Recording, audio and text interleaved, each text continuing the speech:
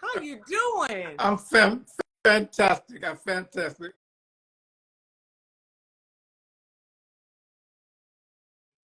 Now, this man is also a director, choreographer, writer, producer. I can't even think of all the hats that you wear. You're now an artistic director of One Nation, One Project in Gainesville, Florida, which is where you're from. That is my hometown. Actually, I grew up a little bit where you grew up in. I grew up on State Street in Jacksonville. That's right. in the green projects on State Street. Oh my! Is Dale Rubin Hall near us? Yes. Yes, and with the fam. So we've followed out in our footsteps a lot. We have. Yes, but Gainesville is my home. And this artistic directorship is a new national project. They've chosen 18 cities to deal with gun violence and mental health for the communities. And my community happened to be one of them that is going into a little disrepair in Gainesville in the southeast side. But I grew up there, and I am so honored and so proud to go back and work on this project to bring arts and culture intertwined with mental health for the community. I was sitting at the dining room table at this last Thanksgiving telling my kids, you know, it's really time for us to start giving back to Gainesville. And what showed up 2 weeks later in my email, this opportunity to go down and do exactly what I had asked God to do, just like that. Wow. So I'm thrilled to do that. That's amazing. And then let's talk about both of your parents went to FAMU and BCC. Yes, my mom went to FAMU when FAMU was FAMC. FAMC, right? That's right. Mine too. And my father went to Bethune-Cookman when Miss Bethune was there and traveled around the world with her in her singing quartet up here in New York with the President Roosevelt and his wife. And he used to tell me about the Apollo and all these years later, and their spirits are now sort of, I get to tell them about what I do spiritually at the Apollo, of those stories he used to tell me about traveling with Miss Bethune. So yes. You know, one question I always ask people is, you know, where do you get this? Where do you get this drive from? Where did that come from? But knowing that you are the child of a FAMU, I don't have to ask. Well, yeah, they were both educators, and I know nothing else but just keep driving and doing what I love. And I love theater, I love the arts, I love entertainment. And I guess I just wear a lot of hats, and I'm not Jamaican. And you're not Jamaican. But I got 10 jobs. Yeah, you do. Every Wednesday night at 7:30 at the Apollo Theater in New York City, walk in that door for the least expensive ticket in New York City and the best fun you can have on a Wednesday night. Every Wednesday between 41 shows a year. Wow. I'm coming, because when I first moved to New York, I went quite a bit. Well, we are having a ball up there. I'm telling you, it's a really diverse audience now from all over the world. We get people from Australia, 126th Street, Philadelphia, Oklahoma, Canada. So we are having a fantastic time. So do join us. Do they still boo people? Oh, absolutely. It would not be the Apollo if there was not the power of the boo. Oh. And now, do you audition people to go? We audition, and now a lot of that has moved online, of course. So we do a lot of auditioning, which is why it gives us an even larger breadth of people to audition. Okay. But we have live auditions twice a year, but 24/7, 365, they're sending in emails and videos and saying, choose me. So all you have to do is send in a video. Yes. And a little fairy on the other end of that says, oh no, Oh Oh, yeah. yes. Where do you send the video? You go online, to our website, apollotheater.org, and go to the amateur night tab, the audition tab, and there we are. All the rules and regulations about sending in videos are right there for the audition online. I love it. E-audition. I love it. You guys, when I was reading your bio, it brought back such memories for me because I'm reading your credits and they all mean so much to me. I saw Street Corner Symphony. I knew so many people in what is it, Three Mo Tenors. Right. And Cooking at the Cookery, I mean, these are my good friends. These are things that I auditioned for that you didn't hire. But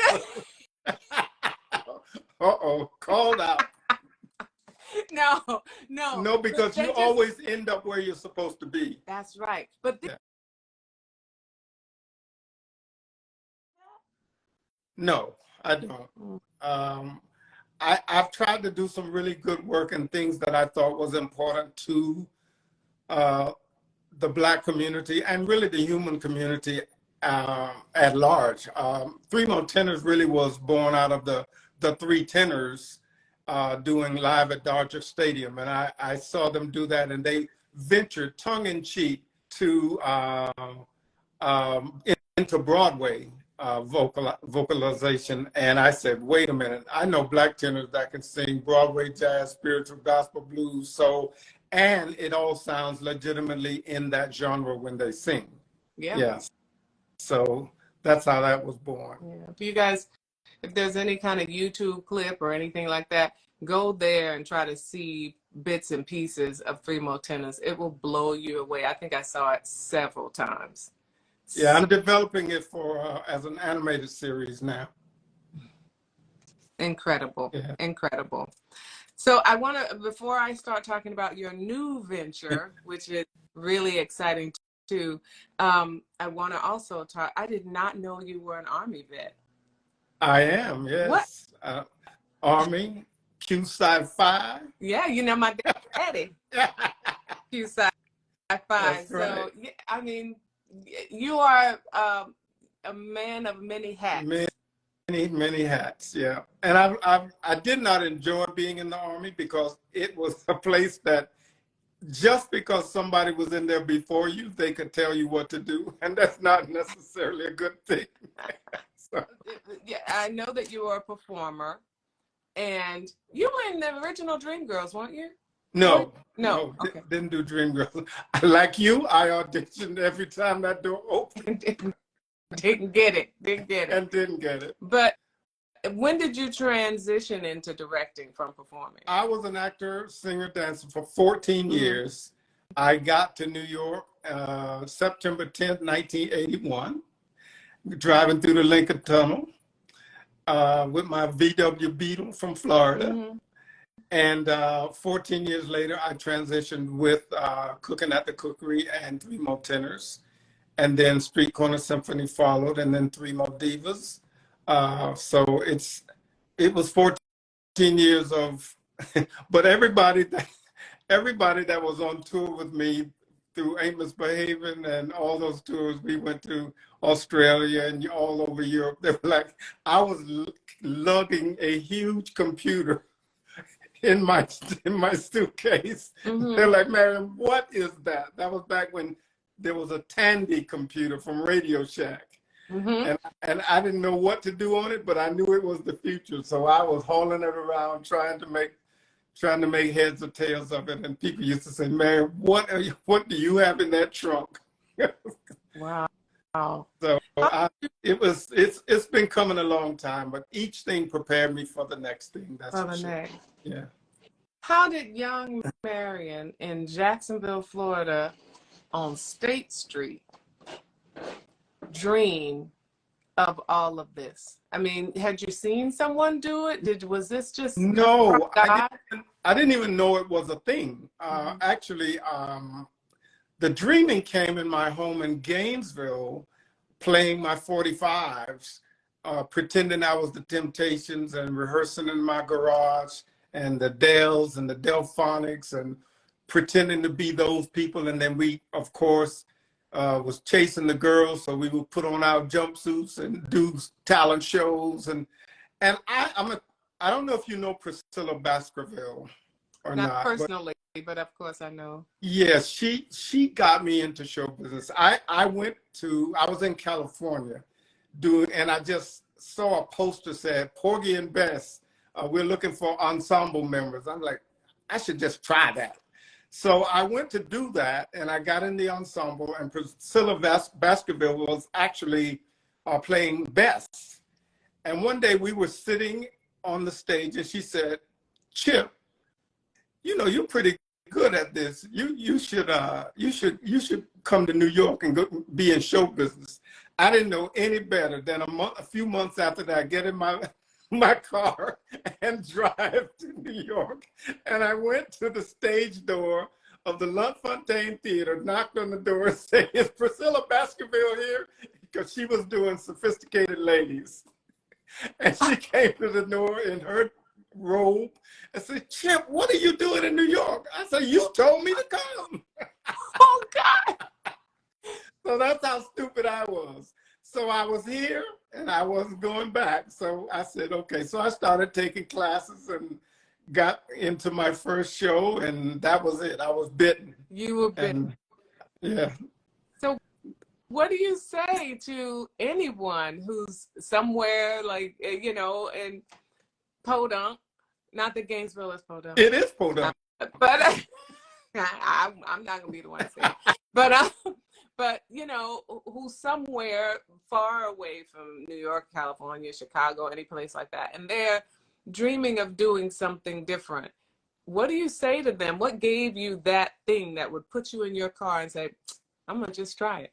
See, I think if you can do something else, you probably will. I couldn't do anything else, meaning that's what was in my soul and my spirit to be. So I think if you can choose to do something else and something else will take you away, you're probably not meant to be here. The rest of us crazy people just come and say, "I'm here," you know, like, and now I got to educate myself on the industry. And it's a very different industry now than it was when I got here.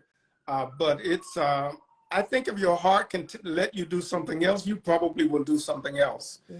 But I couldn't do anything else. I had to do, and once I was on stage and people were applauding, I'm like, oh, yes, they love me. Yes, I must do this. And really the acting thing was only to prepare me for producing and writing and directing. I wasn't really a good actor. I was serviceable, but it was school. Mm-hmm. And so I learned a lot doing shows and being in shows and watching other people. And I mean, I doubled for Gregory Hines a lot in movies. So I got a chance to be around an amazing group of people in the 80s and 90s. It was some amazing, amazing artists. And so I don't think I was ever great at it, which is why I couldn't stay doing that, because I couldn't ever make enough money doing that. But it truly was my education into other facets of show business. Mm-hmm. So when you are doing something and you're not particularly the chosen, you know, the fabulous, everybody loves you, you book, that doesn't necessarily mean quit. There may be some kind of connection to go somewhere else. Like for you, it was directing. I think it has to be, because you can do a show. I tell our artists this all the time. You can do a show and you'll always think, this is about me. I got this job. And really, God and the universe, the whole production could be about touching one human being that came on the 13th night, the little lady in the blue dress who sat in the second row, needed her life changed. And here you thinking all of this production and stuff was about you. And really it was about changing that person's life that day, that moment. About that person could have lost an aunt, lost a dad, lost a mom, needed some joy, needed some pain, needed some thought. inspiring other kids to do it. You don't know why you're in the show doing it. I know we think it's all about us, but it really hardly ever is all about us. It's about somebody else. Art is supposed to, like, the gift we have is supposed to be given, not just held on to, by us, for us. So this is not, I guess it's not FUBU, the art. This is really about serving the world, serving the community. We always, like, I'm sitting here smiling at you now, but I was absolutely frightened of you in that Tyler Perry television show. I was like, I hope I never meet anybody. This woman is crazy. And you were my friend. Oh, you not know me. when I saw you on that screen.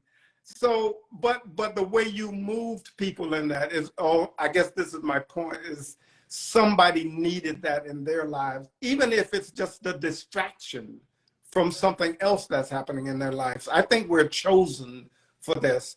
And I think when you get to the moment you can understand that you are chosen to serve other people, then you sort of calm down about trying to be the one. Because it's only a small little space up there to be the one. But you surely can be a one. And I think for me, that turned out to be good enough. That's so well said. Thank you for that. Thank you. People are saying yes, yes. Do you have any regrets? No. Even when I'm in a moment of regret, a few days later, I'll remember that. What are you talking about? Because, I mean, we get busy in the moment of the job. You're like, oh my God, what am I doing? And then I realized my first day at the Apollo was the morning that we learned that Obama became president. That was my first day, and I took a taxi to the Apollo from 42nd Street. And my back had not been that straight in years. Wow. I walked like a different man. I felt like a different man. And so was the taxi driver. And we had that conversation going there. And when I walked in that door, I realized, don't mess this up. This has been going since 1934. So you don't want it to close on your watch. So you're like, so here we are, 89 years, the longest running talent competition in American history. And, I'm 15 years into producing that show, and it's better than it was when I got there. Same thing with Martin Luther King's memorial celebration.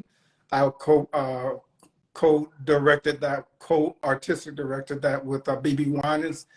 And then when I go back and look at the monument, and when we got there, it was like nothing but grass, and they were outlining what it was supposed to be, and then I realized how much that changes lives, and all of that was inspired by the voice of Greta Boston.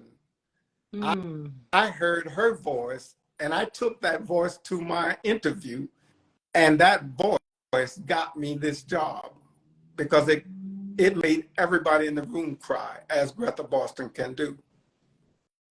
It changed everybody. You took it to your interview? My interview for that job as co-artistic director of Martin Luther King Memorial Celebration, they were saying, well, what will you do?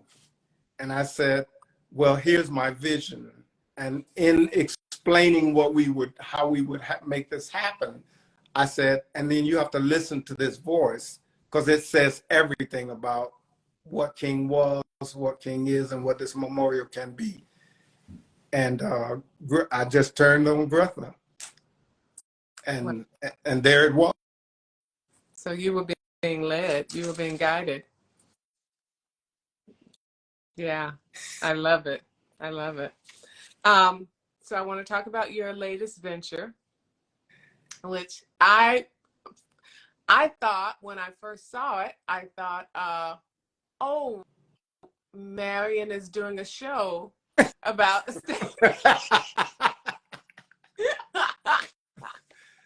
and then of course I read further, and I mean I love it when we switch it up, when we do other things. We have to, we have to.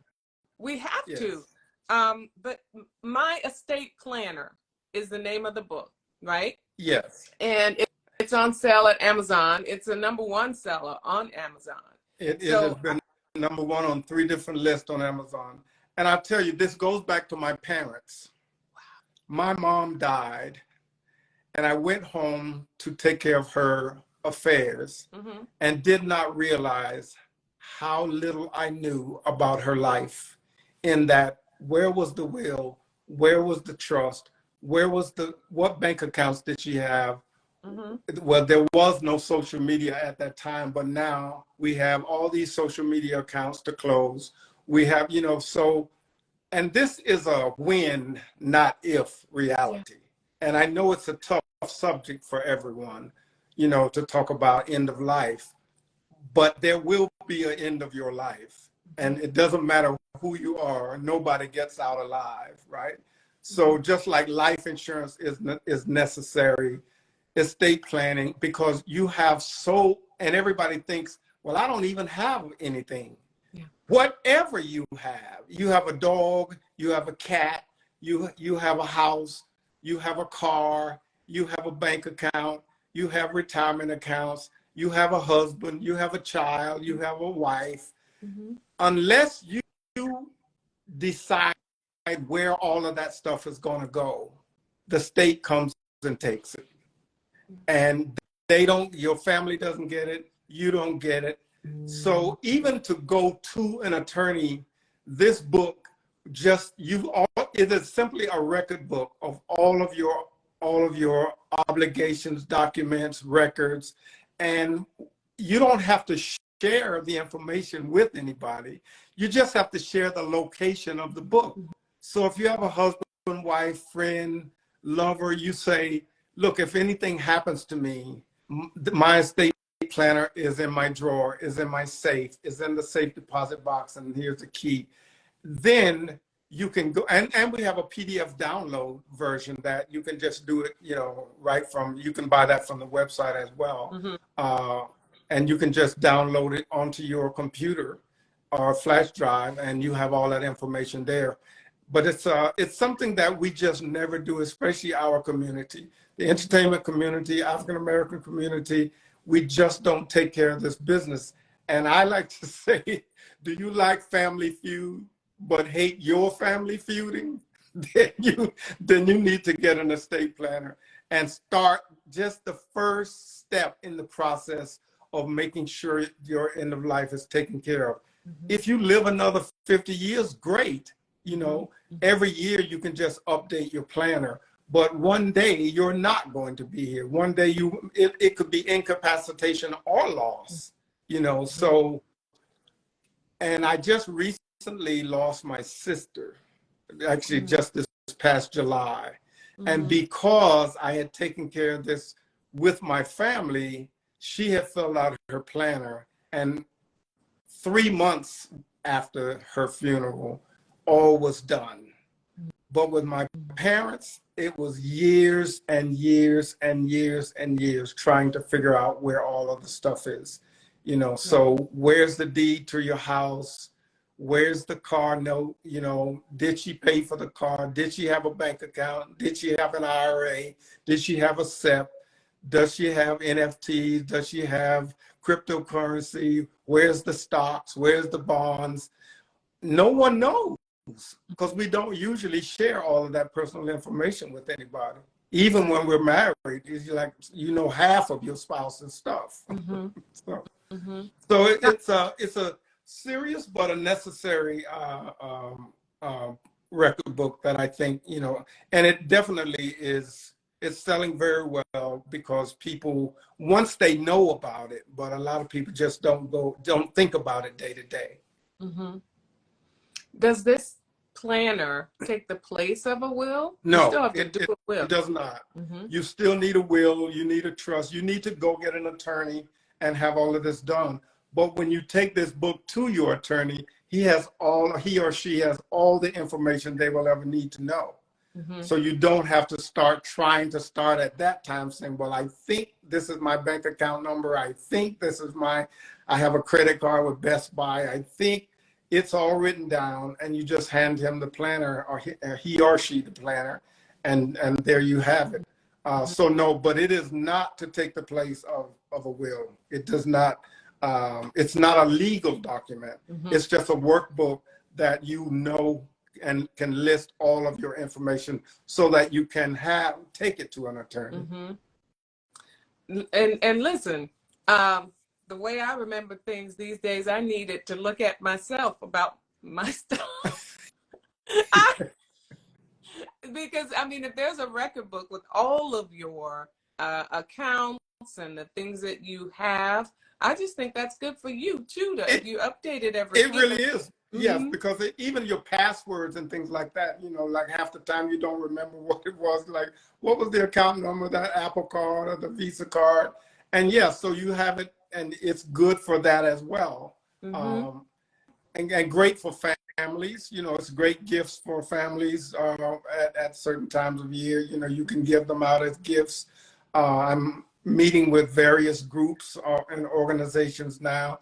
Churches, I haven't had any luck getting them into churches, but it would be great for congregations who espouse taking care of personal business and business affairs, Yeah. This is called My Estate Planner. For those of you that are watching, it's called My Estate Planner. It is a record-keeping book. Now, clarify, it's not a instructional book that you read and get instructions about what to do. It's a record-keeping book. No, it really is simply, I'll show you a page from the book. For example, this says annuities, and then you can just write in all of your annuities, all of your CDs, all of your bank accounts. But there are instructions as to how to fill out this book. Okay. In the front of that book. And the same thing with the PDF download and all of that is available on our website, which is sunshinepublicationsllc.com. Yes. sunshinepublicationsllc.com. Yes. I think everybody should get this book. Everyone should have this book. I think those of you who care for elderly people and they are still here and okay, they need to have this book. So get one for yourself and get one for them. If you're watching and you work in a nursing home or y'all need to just have the book in the place. Y'all need to buy like 2,000 books so that when people check in, they have that book. Churches, y'all need to have this book. You know what? I believe this book should be in colleges. We need to learn about this early. It needs to be early, not later. We need to know about all these things because you're going to start getting your accounts. You're going to start getting all of these things when you graduate from college, and you could just record it. They're going to change. So look at it every year, as Marion said, and change it every year and update it. But unfortunately, we don't know when that time comes. It's not just when you get old. Unfortunately, people go young too. So this is something you just need to do for yourself and for your loved ones.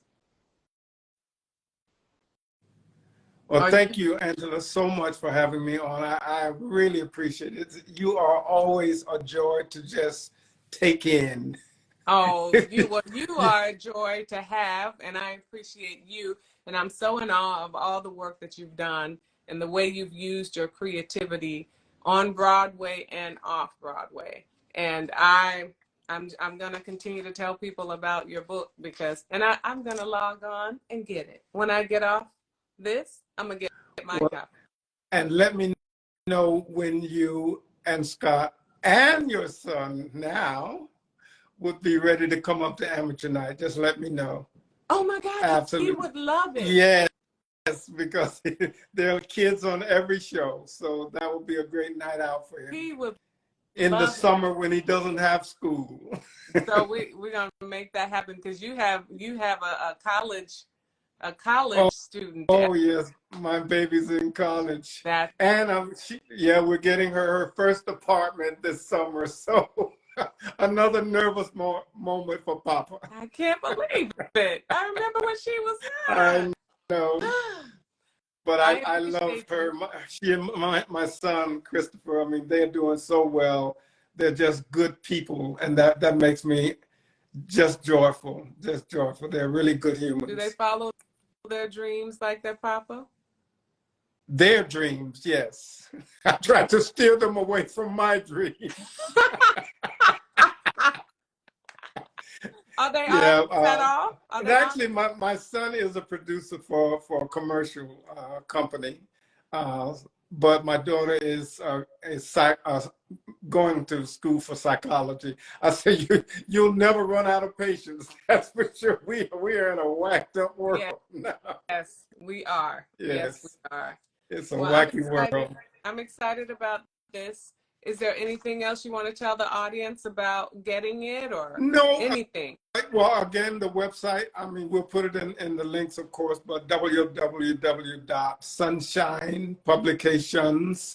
www.sunshinepublicationsllc.com. And it's available on Amazon, Walmart, Target. So all .coms, not in the stores yet. But I'm blessed. I'm blessed and just happy to be me right now. Just happy. Because I'm serving a community that I didn't think I ever would with this planner. Yeah. I never thought I'd have that community to serve. And when people tell me that it's come in handy, that they, it's just really a blessing. So I'm glad my mom passing gave me that idea. That's what I was going to say. That was Mama. It was Mama's gift. Mm-hmm. She said, take this and go buy you something with it. and we need it. And listen, the selfish person in me hopes that it makes you so wealthy you can start producing and directing more Broadway shows. If that's the journey, whatever the journey is, I'm for it. Yeah, that may not be it, but whatever it is, I'm ready. Whatever it is, yes. I just told you what I want, but you listen to Jesus. Right. Let him lead you. I'm saying that, and if they called in 30 minutes, I'll be there in 35 minutes. That's how we do. I love theater. I love it. There's nothing like it. I know. I agree. My estate planner, y'all. Go to Amazon or go to the website, sunshinepublicationsllc.com. Mr. Marion Caffey in the house. And go get yours so you can be ready. Love you, Marion. Love you too. And tell Scott hello. I will.